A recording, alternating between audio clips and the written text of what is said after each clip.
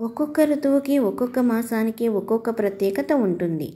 ఆ విశిష్టత ఆధారంగా భారతీయుల పండుగలు ఏర్పడతాయి. అందుకే ఆ పండుగలలో వైవిధ్యం కనపడుతూ ఉంటుంది. శ్రావణ మాసం వర్ష ఋతువులో మొదటి మాసం. భూమి ఆర్ద్రమయ్యే కాలమిది. వేదంలోని శ్రీ సూక్తంలో ఆర్ద్రతని మహాలక్ష్మిగా పేర్కొన్నారు. వర్షం వల్ల ఆర్ద్రమైన భూమి నుంచి సస్యాదులు, తద్వారా ప్రాణికోటికి ఆహారం ఉత్పన్నమవుతున్నాయి. ఆ కారణం చేతని ఈ ఆర్ద్ర ఋతువు లక్ష్మీ ఆరాధనకు మంచిదని శాస్త్రం చెబుతుంది. ఈ శుక్లపక్ష శుక్రవారాలు మరింత ప్రత్యేకం. ఇంద్రుడు ఈ వారానికి అధిదేవతగా జ్యోతిర్విజ్ఞానం చెబుతుంది. ఇంద్రుడు త్రిలోకాల ఐశ్వర్యానికి అధిపతి. ఈ స్థితి అతడికి లక్ష్మీ అనుగ్రహం వల్ల లభించింది. భృగు ప్రజాపతి ఈ దినానికి అధిపతిగా కూడా చెప్తారు. ఆ ప్రజాపతి తపస్సుకి లక్ష్మీ కటాక్షం సిద్ధించి ఆ తల్లియే అతడికి పుత్రికగా లభించి విష్ణువుకు పత్ని అయినది. అందుకే శుక్రవారం భక్తి ఆరాధనకు ప్రసిద్ధి. కనుకనే శ్రావణ శుక్ల పక్ష శుక్రవారం అత్యంత శక్తిమైందని చెబుతారు.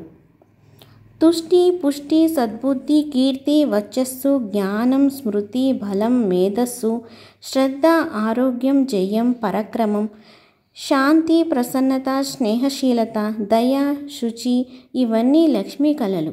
అన్నీ కొన్ని సహిత గ్రంథాలు చెబుతున్నాయి. వీటిని కలిగి ఉండడమే లక్ష్మీ కృప. వీటికై సాధన చేయడమే లక్ష్మీ పూజ.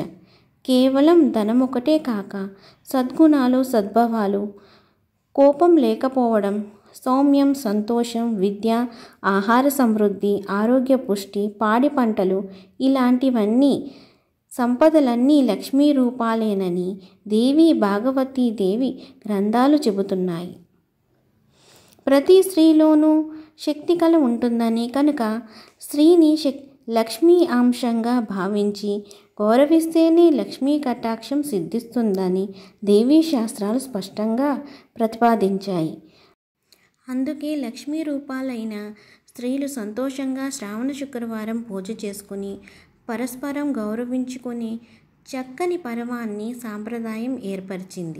ఆ మహాలక్ష్మీదేవిని ప్రార్థించాలి.